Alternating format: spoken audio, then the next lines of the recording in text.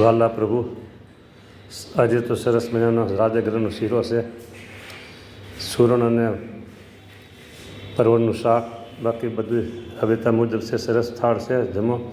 3 ભક્તોને આશીર્વાદ આપવાના છે. એક રાજકોટના સોલંકી રવિભાઈ, એમનો આજે જન્મદિવસ છે.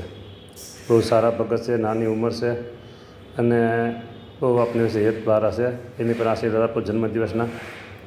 અને બીજા અમદાવાદના સારંગભાઈ ઠક્કર અને મુંબઈના દર વખતે આપને થાળ જમાડે છે એવા રતિલાલ ભોગીલાલ શાહ પરિવાર, એમના જીતુભાઈ, એ બધા પરિવારજનોને આશીર્વાદ આપો.